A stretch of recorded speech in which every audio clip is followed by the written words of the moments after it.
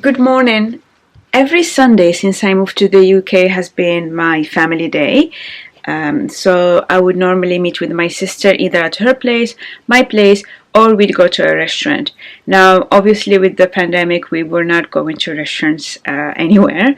So over the past few months, it was just Tagine Sunday, where essentially every Sunday that my sister comes to my place, I cook a tagine. So I thought this time I would actually show you one. I have a migraine here, so it hurts. I thought I would show you how I make my tagine and maybe share some of my tips. This is not a cooking channel, so don't get disappointed if I do something wrong. This is just how I cook my tagine and it works for me. So, first thing you need is a tagine. I actually use a proper tagine from Le Creuset, but you don't really need that. You could also just cook in any vessel that you have. If you have something that has a heavy bottom, that also works, but I just prefer to do it the traditional way. Whenever you cook tagine, you choose whether you want something salty or something sweet. I usually like to go for savory tagines, but my sister prefers sweeter ones. So I will show you how we do it. It's not the equivalent of sweet and sour that you will find in some Asian cuisines. Oh, that's my mentee wishing me Merry Christmas. Well, she's in China. I have to. I'm going to be writing some year-end letters and then sending them. So I will have to send her that. I'll do that later. But yeah, I will show you the ingredients and what I do. And fun fact, actually, I'm that very annoying person in that I don't like it when people mix cultures out of sheer laziness.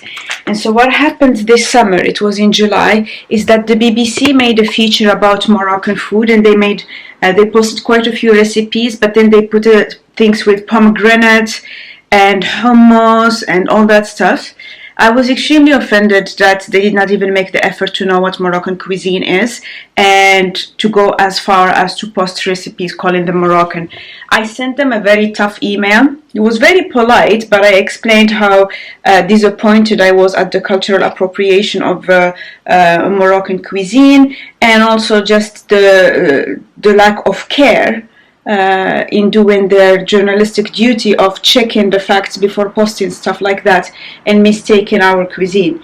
And I said, I'm happy to put you in contact with the Moroccan consulate should you need a reference for what proper cuisine is like, because this is just not acceptable. They never replied to me personally, but in August, because I sent them the email the 22nd of July when they posted the thing. Then the 23rd of August, they posted an entire new page with North African cuisine, Moroccan cuisine, and part of my recommendations in the emails is that I said, I understand that a lot of your writers have not been exposed to the authentic culture. All I'm asking for is find proper Moroccan cooks. We have a lot of talent in the country and also abroad in the diaspora. If it's an authentic recipe, put that it's authentically Moroccan. If it's Moroccan inspired, it's okay if you toss your damn pomegranate on it. Just don't call it Moroccan, right? And they did that. I thought that was very, very responsible of them, in that they posted a lot of things, either Moroccan inspired, North African inspired, authentic Moroccan. They even featured proper Moroccan cooks. There was some lady called something Balkabou, and whenever you had a recipe, they would try to make a bit more effort. So I think in my little way, I made a difference in how they represent the Moroccan cuisine, because I was extremely upset about it. I will not even lie about that. I remember taking a break from work and writing that email to them, because I just wouldn't be able to spend the day not having corrected that wrong. Because we don't use pomegranate, that's Levant. We don't do hummus, that's Middle Eastern. We don't use flimsy bread, that's also Middle Eastern. We have all kinds of bread. We have such a wealth of gastronomy. Like we have a range of bread that goes from harash, which is very thick and gritty, all the way to safarnout, which is something that you put in an oven that looks like a pizza oven. We have all kinds of bread. We don't do flimsy bread. So just, if you're going to present the food, it's just too presumptuous to go with that colonialist mindset of everything with relatively darkish people is the same. You know, it's a sea of people who do the same thing. Like, come on. So I appreciate that they make that effort. So yeah, so now if you go on the BBC page, you will find some authentic recipes by Moroccan cooks or foreign cooks who have actually the respect for the cuisine, and then you will have some Morocco inspired ones where essentially they mix everything whenever they think Middle East, because nobody even pictures that actually Morocco is in North Africa, not the Middle East.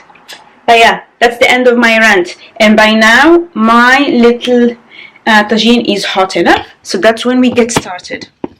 Let me prop you here. First thing is olive oil. You can actually use something that is not olive oil. I just do it out of habit. The problem with olive oil is that it actually gets smoky. I don't mind. Then you have your salt. What you notice in Moroccan cuisine is that actually we don't have measurements.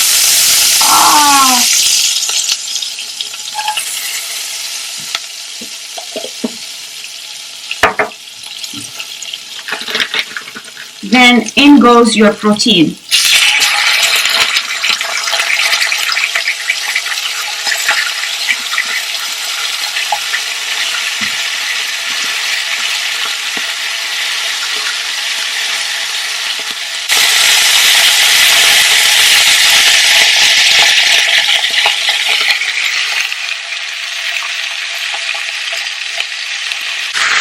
So I've added some pepper. I'm going to flip these.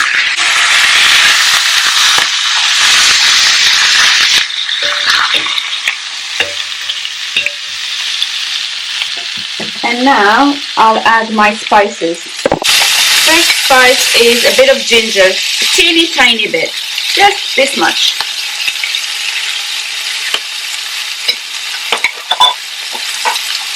Then turmeric.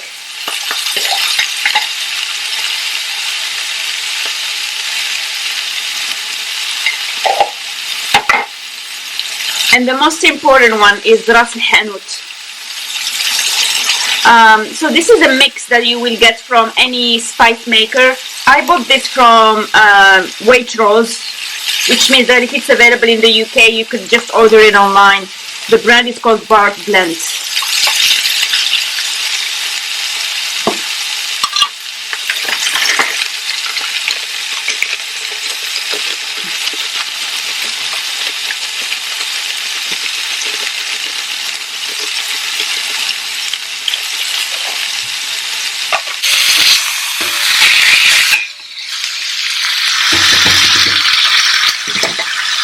Then I'm going to add some chopped coriander and parsley.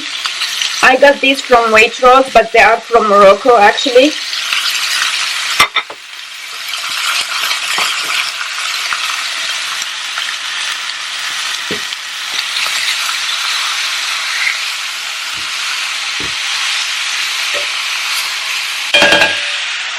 Now I will let this simmer, and in the meantime I'll tell you a few things that are perhaps special about how I do my tagine. So the first thing is about seasoning. As I said, we don't really measure, but I heard a cook once say, you season until you start drooling, and that's when you know that you've done it well.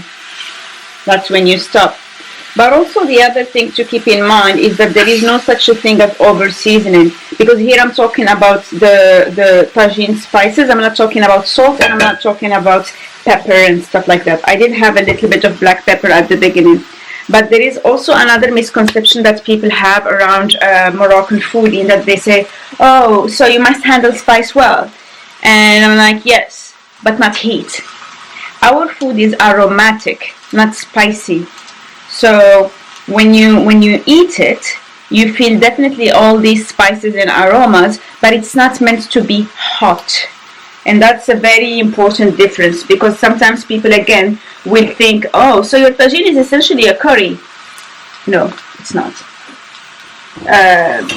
I have so much judgment for people who pretend to know the food and try to school me about it. Like, when people don't know, they don't know. It's fine, right? It's like, for me, like, there is no way I would be able to tell the difference between all kinds of naan. I can't tell the difference between the different types of curries. I know some of them are spicy, and some are from the north, some are from the south. But I don't pretend to know. Now I added onions. I don't pretend to know much about Indian cuisine. And so in that case, if I make mistakes, it's fine, because it's innocent. And you have people like that with Moroccan food. But then you have the ones who maybe watched a documentary or went to a pseudo Moroccan restaurant, and then they start trying to act like the specialist and school you on it. And I just hate when people do that on any topic, to be honest. It can be about your work, it can be about anything, but it's essentially when somebody comes to you and tries to school you about something where you just genuinely know much more than they do, and you're not even talking about it. Like, I'm not that annoying about our food to anybody else. That's the thing. Obviously I do things proper for my sister, but I don't really talk about Moroccan food outside, because I just don't want to set people up for failure. But I did encourage a lot of people to start doing that. So now I will let my tagine cook in its own juices. I think Moroccan food is not that hard once you try to do it. All I'm asking is that people should try to treat it with respect. The Moroccan kingdom has been, in its current form, has been around for 1200 years. We're not a mashup of some Middle Eastern country. And we're certainly not doing curries. Like, as amazing as Indian food is, we don't do curries. Just, I'm going to use saffron, and I always cook with saffron. For me, that's very important. And the way I do saffron is that I will just take this and put it in some hot water. So just a few of these in some hot water. Obviously, I would have loved to get some Moroccan saffron, but I couldn't get some. So I just settled for Spanish. This is running low, so normally when I'm done with Spanish, I get Iranian saffron. Whenever I send gifts to my friends, culinary gifts, I usually give them Iranian saffron because it's really fragrant. So the petals look just like this, and I'm going to add a little bit of hot water and let it in. Sometimes some people like to toast it a little bit before using it. I don't really mind. I will just let it simmer for a while this gets a bit more tenderized. This is a very slow cooking process, so my heat is really to the minimum. And one thing I like to do is that I really need to make sure that at some point in the cooking, just a small side of the tagine starts to get burned. This is something we've always done in our family. The mark of a well done tagine is that it has a little bit of burn, not such that it overtakes the whole tagine, but just a little bit to the side. Just a quirky thing that we typically do, and so I'm very careful about making sure I have that, because for me, if you don't have that little slight burn in the tagine, it's no good. So yeah, so I'm going to let it simmer like this. I'm moving this around. You'll notice that I use quite a lot of herbs and quite a lot of onions. One thing I do that I do a bit differently is that I use all of the coriander and parsley, so including the stems. That means you have a little bit more work. I'm just adding the saffron now. You have a little bit more work when you're chopping, but I don't mind. I feel that that the stems have quite a lot of flavor, and they don't really disturb the texture of the tagine if you cut them and chop them very, very finely. So now I've added the saffron and I moved everything. So I'm going to forget about it. I did not add any water except what was in the saffron thing. So I will just let it like that for maybe 5 or so minutes, and then I will add a tiny bit of water. But actually this is not a meal where you add a ton of water and expect the meat to boil. So just let it go very, very slowly. I'm going to do some other things, and then I will show you what I use for the garnish, because in a tagine you have the protein, so that's what I made with the sauce now, and then you have the garnish, and it can be, the protein can be anything. For me, I chose venison. I like to go for the ossobuco cuts because they have a bit of bone with the marrow in them. And then for the garnish you can have something savory or sweet. Like I said, today I'm going with sweet. I need to get everything out, and then I'll show you how I do a sweet garnish. I'm going to use plums and eggs, but that's something I will prepare closer to when the tagine is ready, because what takes time is for the meat to cook and for the sauce to bond. If it were with potatoes or with carrots or something like that, I would at some point put that in here, but because this is with a sweet garnish, I do the garnish separately. So that's something that I will prepare closer to the time when my sister comes, because I like it to still be caramelized and very, very fresh. So I leave that like this, and I'll come back later.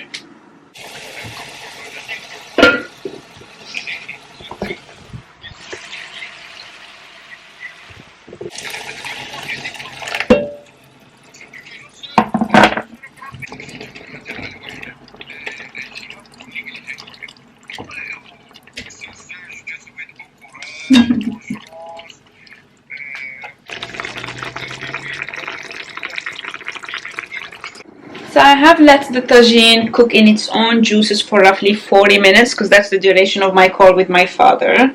And then I added just, I would say, this much worth of water. And now I will let it simmer, and you can already see that it's looking completely different.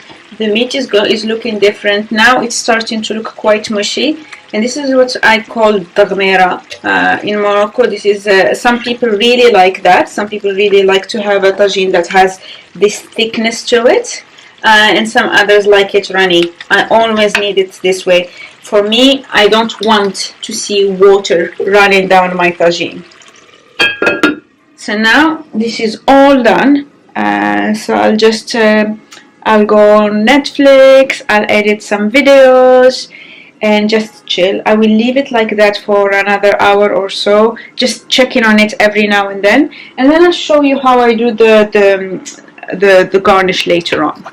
Hey, so the tagine is almost done, which means that now is the time to prepare the sweet garnish. Let me prop you on something, 1 second. Now I'm going to prepare the garnish. Another thing I forgot to tell you was that after the BBC published the updated page where they had the stuff like recipes properly referenced and everything, my friend eventually contacted me one day, and he said, look, because he was with me when I wrote the angry email. He said, look, there is a program on the BBC right now, and they're actually showing a guy traveling and trying Moroccan food. I don't think the program was because of my rant. I think it was probably planned even before, but it was just a nice ending to the story. I feel that they needed to be told. Anyway, so now what I just did is I've put some prunes. I've used some dried prunes. They're not completely dry in that they're not fully dehydrated. They're still very moist. And so I've just put them in a little bit of water. I'm going to rinse that very quickly.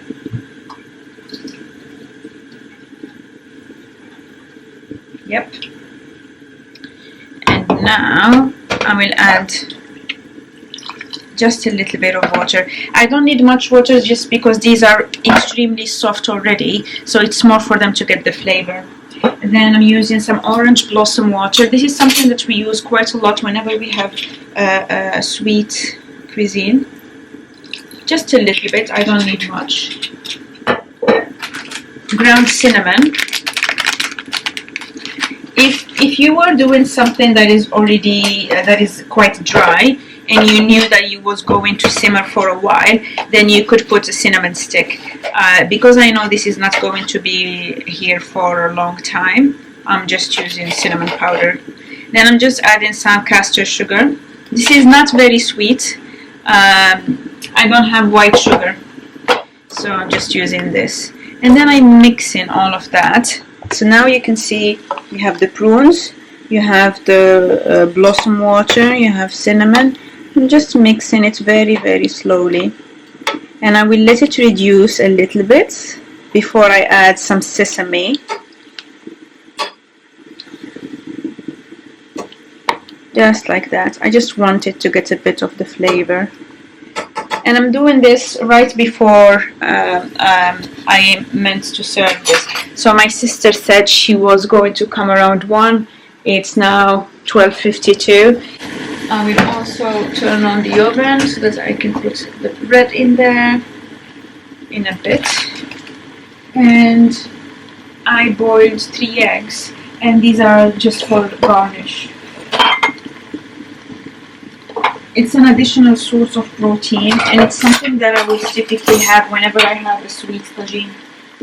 So now everything is in full swing. The sweet part is boiling here. The tagine is just finishing very, very last touches. I'm peeling the eggs here. Every Moroccan family has its way of doing tagine, its way of doing couscous, and its way of doing harira. And I just think that you typically get biased by how you grew up, and so this is how we do tagine in my family. And I think it's not very complicated, not too difficult. It's more about letting the flavors simmer for so long. And I've had people come over and over to my place when I was in Morocco for tagine, and they absolutely love it. My couscous recipe is relatively different than the normal one that you would find in most places in Morocco, because I like my couscous sauce to be thicker, and there are certain things I like to do, certain things I don't like to do. Like for instance, in my family we do couscous with argan oil, not with olive oil. So just we have a few differences again. But I don't really cook couscous. Like I don't think I've made one in ages. Ooh. And I spilled.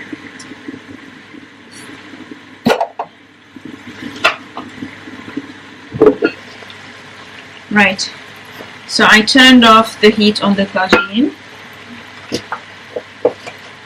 and just shake it a little bit like that, so whatever is left of water is going to go down. This is gorgeous, this is gorgeous. And one last thing we do in my family again before we serve the tagine is we have 2 things. So when you have this, you know that it's going to continue cooking. So we just put a little dash of water, because this is such a heavy vessel that it's going to completely dry up by the time you serve. And right before serving, when the family is already sat down, I will add 1 dash of olive oil on top. This will need a little bit more water, just a tiny bit. And keep in mind, there is no heat right now. I've turned it off, and now I will just leave it until my sister arrives.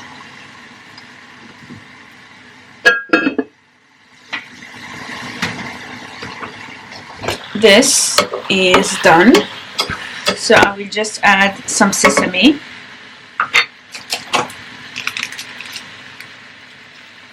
Whenever and I turn off the heat, whenever you are, let's say, eating something in a Moroccan home, most of the time you can tell what is sweet and what is savory by the presence of sesame. So at least in my household, it's not because it adds any flavor. Normally if I wanted it to add flavor, I would have toasted it before, but I'm not using sesame for flavor. I'm just using it for aesthetics in here. For flavor, I'm using toasted flaked almonds. This is ready. It's quite hard actually. Normally I would have baked my own bread, but I got lazy. So I put a little bit of water on it and I put it in the oven on low heat until my sister comes. Then when she arrives, I will do the plating. I will show you how we plate because the tagine is also the serving dish. I'm going now to present the tagine. If we look in here, I have the finished tagine. I just do a dash of olive oil because I don't like to use oil at the beginning, and this is virgin oil. And then I'm going to start putting the prunes. I want to have them a bit evenly in the tagine.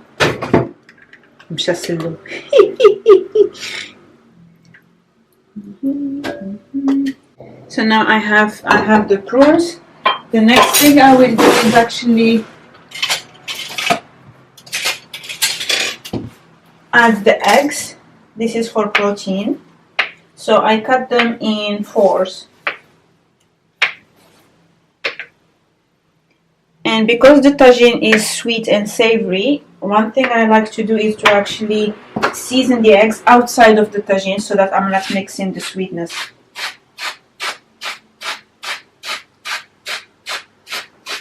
So just salt, a bit of pepper, not much, because we don't want the flavors to compete.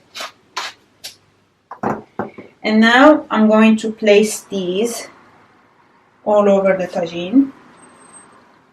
Some people like to make patterns. I don't really mind that much. It's semi-circular, but I'm not very hung up on the perfection of the shape. And then one here and one last one here. And then for decoration, I'm going to sprinkle some toasted almonds all over.